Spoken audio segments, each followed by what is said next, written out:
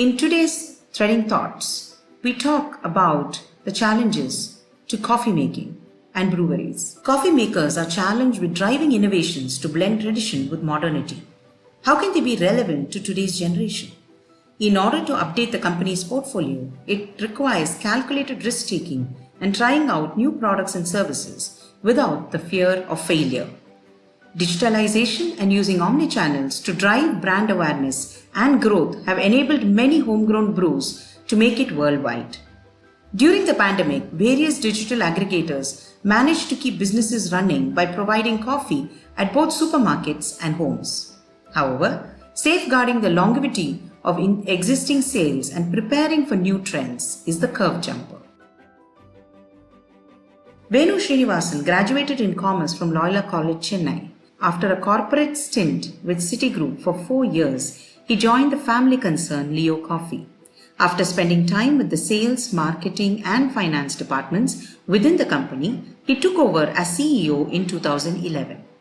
Leo Coffee is a 100-year-old brand that has been managed by 4 generations and is involved in every bit of the coffee industry value chain, from coffee plantations, processing, distribution, and retailing.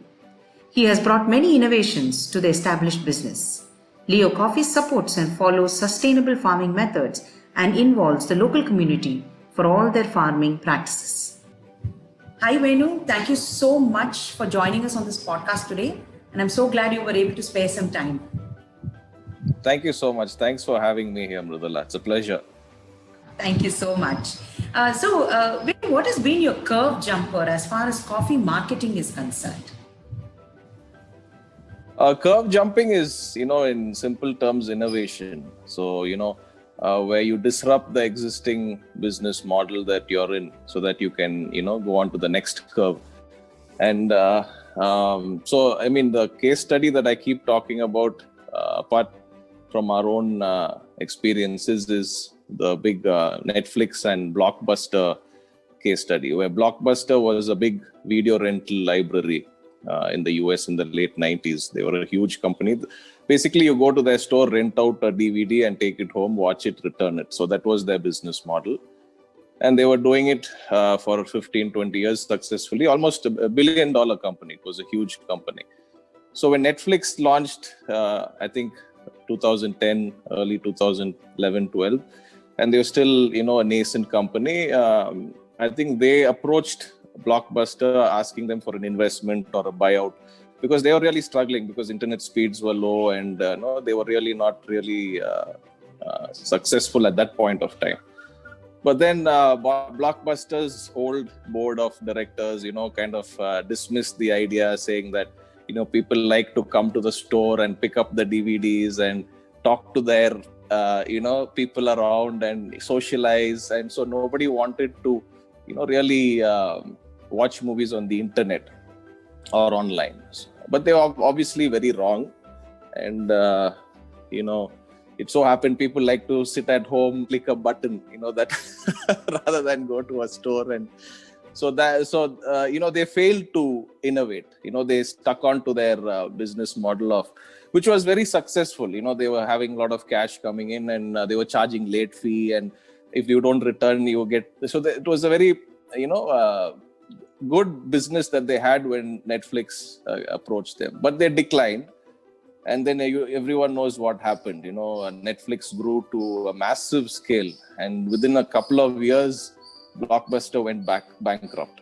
So, and now today, from I think 10-12,000 stores, they are at 0 now. So it can happen very quickly. If you don't think, where the consumers are moving towards. So for us personally, we've been a traditional brand where we have our own outlets. We have our stores where people come in, buy their coffee freshly ground. We pack it for them, and this has been going on for a very long time, since the 70s. And it's still today a successful model. We still have a lot of customers coming in. It's by no means something that's going out of favor. But obviously, that's we got to be thinking what's next. The next generation of customers are not going to be coming to our stores, sitting there for 20 minutes, half an hour. so obviously we need to innovate. So we at Leo Coffee, we've done a lot of things over the last 7-8 years.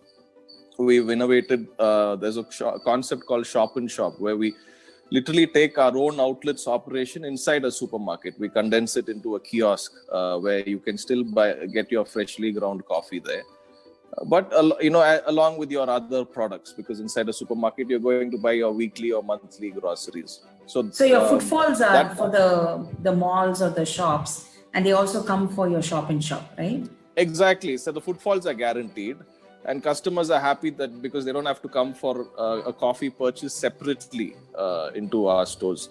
So this in 2011 we tried in one store in Adyar. There's a store called Vanga Supermarket. So we tried it then, and it was not really well received. They said, who's going to come and grind coffee in a supermarket? But it turned out to be a very successful model. Today we have around 300 of those outlets, doing extremely well. We add stores every month. So that's one way we've innovated within Leo.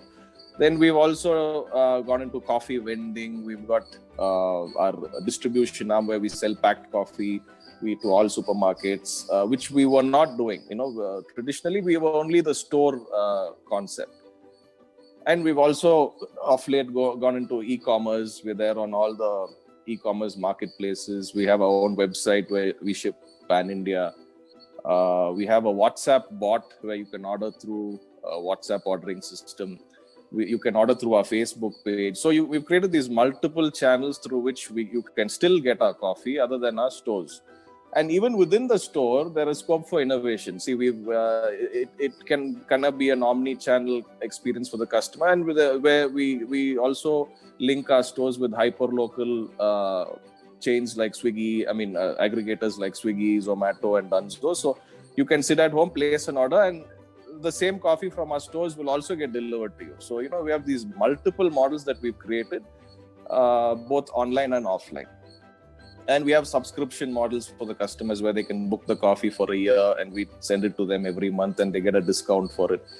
So these are the small things we keep doing apart from our traditional businesses. Though our traditional business contributes the highest in terms of revenue today. So we're not, kind of saying, okay, this is working, let's just... So, it's about the next curve. You keep looking out for the next curve, what it is, even if it's going to be big only after 2 years, 5 years, or maybe even 10 years. Right. And your point is very well taken. Basically because Blockbuster was so comfortable with what they were doing. It was doing well. They were exactly. So they just didn't want to, upset the boat and just continue with what it was. But it was also thinking ahead, right? Sometimes the most unexpected is normal. And we have seen that quite a bit, at least this year. So I think that vision did not happen when it should have. Exactly. No, even like personally for us, I think we were a little late with the e-commerce thing. We'd started initially in 2015-16, but little too early, we kind of didn't focus on it. And when the lockdown happened, we were not fully, digital, which if we were, we could have capitalized on a lot more sales. Then we really started pushing for digital after the lockdown happened. Right. And today we pretty much there on all online platforms, and like I said, even on WhatsApp bots and all, which is a little ahead of time. WhatsApp e-commerce is still nascent, but we're there. We're getting a few orders a day. So I think you got to be prepared for these kind of situations. COVID was supposed to happen 5 years down the line, but it's happened within a year.